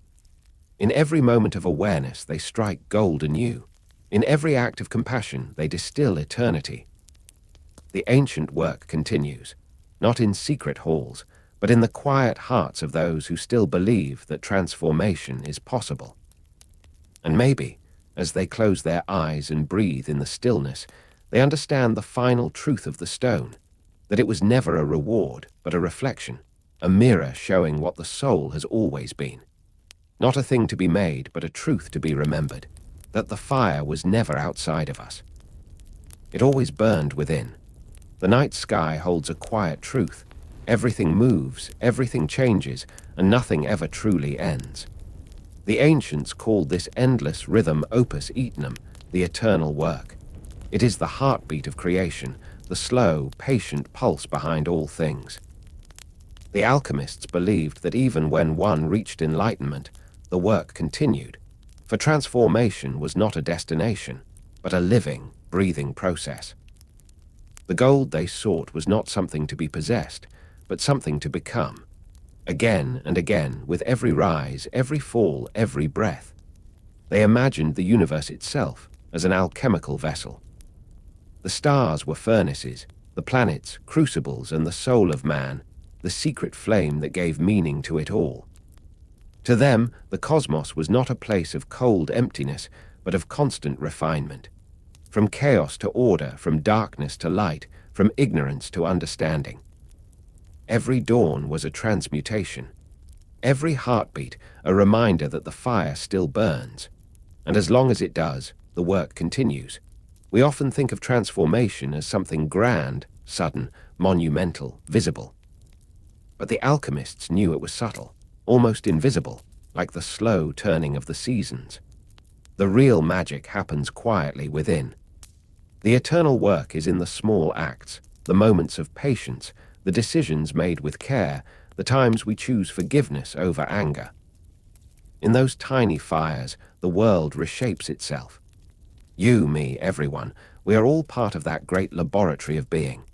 And every day we stir its vessels with thought, emotion, and choice. The old masters wrote that the work was divided into stages: nigrido, albedo, citrinitas, rubido. Blackness, whiteness, yellowness, redness. These were not merely colors of metals, but of the soul. Each stage a purification, a deepening, a death and rebirth. They believed that the spirit, too, must be burned, dissolved, and reformed to reach its true nature. But they also knew this process never ends. Once the gold is found, the work begins again, for there is always another layer, another refinement, another dawn. Perhaps that is why the symbol of the Ouroboros, the serpent devouring its own tail, appears in every ancient manuscript. It represents the eternal cycle, creation feeding destruction, destruction birthing creation. It tells us that even perfection must dissolve so that it can be born anew. The alchemists did not fear this endlessness. To them, it was beauty, that nothing is wasted, that every ending nourishes another beginning. The fire does not die, it changes form. It becomes the breath of stars, the warmth of life, the glow behind the eyes of one who understands. In this way, the eternal work is not reserved for sages or seekers. It is the quiet unfolding of every soul. The artist who paints, the healer who listens, the parent who forgives, each continues the work in their own way. Alchemy, after all, was never only about metals. It was about meaning. The philosopher's furnace was the human heart. The substance it purified was the self. And though centuries have passed, the process endures. We rise, we fall, we refine, we rise again. Even suffering, that most feared of crucibles, is part of the great work. Pain melts away what no longer serves us. It shows us what is real beneath all illusion. It strips the soul bare so that it may be remade. The alchemists knew this. They did not flee from the darkness, but embraced it as the beginning of transformation. They called it negrido, the blackening, the descent into shadow before the light. In that blackness, they said, the seed of gold was hidden. Only by entering it could the work begin anew, and perhaps if we look honestly at our lives, we can see this pattern everywhere. Every failure that forced us to grow, every heartbreak that opened us to compassion, every loss that made us understand what truly matters. These are not punishments, they are part of the alchemy. The furnace of life purifies the soul not by ease, but by heat. The stronger the fire, the brighter the gold. The alchemists never claimed to have finished their work. Even the greatest among them wrote that they had only glimpsed its edge. "We are all apprentices," said one, "in the laboratory of the divine." To live, to breathe, to love, this was the experiment. To find meaning within chaos, this was the discovery. The eternal work is not to control the world, but to learn from it, to let the fire shape us into something clear, luminous, and whole. And so the old fires burn still, not in stone furnaces, but in the hearts of those who seek truth. The eternal work lies in the way we tend our own flame. It asks only that we keep refining, keep learning, keep loving, to polish the soul until it reflects the light of all creation. That is the secret of immortality the ancients spoke of, not to live forever, but to live fully, each moment a new transmutation, each breath a spark of divine gold. In the end, perhaps that is all the stone ever was, the eternal act of becoming. And as long as there is breath, as long as the stars burn, the work will go on, forever. There is a hush in the spaces between moments, a silence so deep it feels like the world holding its breath. The alchemists believed that in this stillness, the true work unfolded. They called it the Great Silence, where transformation does not roar or blaze, but glows faintly beneath the surface of all things. For them, the universe was not static but breathing, always in the act of becoming. And within each of us, they said, that same rhythm exists, the eternal dance between what we are and what we are becoming. They saw the human soul as a reflection of the cosmos, infinite, cyclical, and luminous in its striving. The metals they melted in their furnaces were only symbols, mirrors for the inward process. To turn lead into gold was to turn ignorance into wisdom, fear into love, shadow into light. The vessels, fires, and strange symbols were tools of contemplation, each designed to remind the alchemist of the deeper task, to refine the spirit until it became transparent to the divine. But the eternal work was not only light, it demanded surrender to darkness. The old masters wrote that every seeker must first enter the cave of despair, where the fire seems to die and all purpose is lost. This was not failure, it was part of the pattern. Like the seed buried in soil, or the sun sinking into night, the spirit must vanish for a while before it can rise transformed. This descent, they said, is the truest part of the alchemy, the crucible where the false self is burned away. Each alchemist had to face the mirror of their own heart. It was there, not in the furnace or the alembic, that the work was truly done. The mirror reflected both beauty and flaw, both gold and dross. And what mattered most was not the perfection of the image, but the willingness to keep polishing it. They believed that love was the purest fire, not passion or desire, but the steady warmth that endures through time and pain. Love was the force that turned all things toward the divine. Without it, no transformation could last. In the quiet of their hidden chambers, many alchemists wrote in riddles to protect their knowledge from those who sought power instead of truth. Yet between the veiled lines and cryptic symbols, a single message repeats: the stone is not found, it is made. Made in the heart, in the mind, in the courage to keep walking through shadow toward the light. The eternal work was never about discovery, but creation. Every act of kindness, every moment of forgiveness, every breath of understanding, all were sparks in that great fire of transformation. The work, they said, is not bound by time. It flows through generations, through stories and hands, through every soul willing to change. One alchemist's failure becomes another's foundation. One dreamer's ashes feed another's flame. The great work moves like a river, shaping itself anew with every age. Even when forgotten, it continues, quietly sculpting the hearts of those who seek something more, not wealth, not glory, but meaning. It is strange how easily we forget that we are still part of this old, shimmering process. In the rush of days, the noise of modern life, we lose the sense of that slow, divine unfolding. Yet even now, the work persists. Every sunrise is a reminder that transformation never ceases. The earth renews itself, the stars are born and die in endless rhythm. And within us, the same rhythm beats, the need to grow, to shed what is heavy, to become something brighter. Somewhere, deep inside, we all carry a fragment of the ancient furnace. It is the quiet spark that keeps us moving forward, even when the way is unclear. It whispers in moments of doubt and sorrow, reminding us that endings are not endings at all, but turnings. The eternal work asks us to trust that motion, to surrender to the flow of time, to know that every fall has purpose, every loss is a refining, every silence is a seed. When the alchemists spoke of immortality, they did not mean escaping death. They meant learning to live so fully that death itself becomes part of the cycle, not a wall, but a doorway. To them, the soul's gold was eternal precisely because it was never fixed. It flowed, expanded, evolved. The gold of the spirit cannot tarnish, for it is not metal, but light, endlessly renewing, endlessly returning. And so the work continues, in secret and in plain sight. In every act of creation, in every step toward compassion, in every heart that dares to face its own shadow and rise again. The universe itself is the alchemist's laboratory, and we are its eternal experiment, burning, dissolving, purifying, until we too shine with that hidden gold that never fades.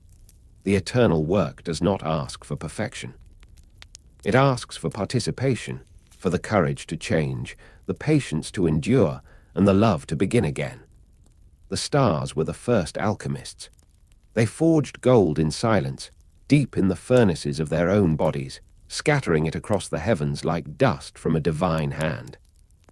Every element within us, iron, calcium, breath itself, was once the heart of a dying star. When the ancients said as above, so below, they were not speaking in metaphor. They meant it literally. We are the continuation of celestial fire, the living echo of cosmic transformation. In the still hours of night, the alchemists often wrote that this was the ultimate revelation, that the universe was not separate from man, and man was not separate from the divine. The soul's journey mirrored the stars, the plants, the stones. Everything was engaged in the same eternal rhythm: creation, dissolution, rebirth. What they sought in their crucibles was already unfolding in the sky. The great work, they realized, was not an act of domination, but of harmony, to move with the current of the world, not against it. Somewhere in their writings lies a quiet warning, that the greatest failure is to forget the work altogether, to live as if we are inert, untouched by the golden fire that made us. To lose wonder is to become lead once more. But to remember even for a moment that we are stardust, to breathe that truth and let it soften us, is to begin again the slow alchemy of becoming light. The final stage of their process, the rubedo, was called the reddening. the dawn after the long blackness. It was not the end, but a return, the union of spirit and matter, heaven and earth, death and renewal. The alchemist, having faced the shadow, emerged not with power, but with peace. In the red dawn of the rubedo, they said, the heart burns quietly with love for all things, for the broken as much as the whole, for the fallen as much as the risen. The true gold was compassion, because compassion alone could hold the paradox of being. Many of them died unknown, their names erased by time, their symbols misunderstood or feared. But the work they began has never stopped. It continues in poets who turn sorrow into beauty, in healers who turn pain into purpose, in dreamers who find light in loss. Each person who seeks meaning through love and patience becomes an alchemist of the soul.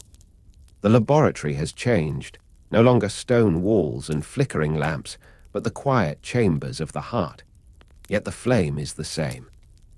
Perhaps that is the secret of immortality, not to live forever, but to keep giving life to the fire that made you.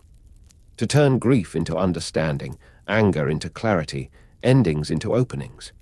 Every act of grace continues the work. Every time you choose to see light instead of darkness, you refine the hidden gold within you. The philosopher's stone is not a relic buried in old texts. It is your own capacity to transform what wounds you into what awakens you. If you close your eyes now and breathe, you may feel it, the slow turning of the world beneath you, the warmth that hums through every living thing. That is the work still alive. It whispers in the roots of trees, in the pulse of rivers, in the hush before dawn. It is the same whisper that guided those who came before us, the same voice that asks each of us, will you keep shaping the light, even when you cannot see it? The alchemists would say yes, not because they were certain, but because faith itself is part of the transformation.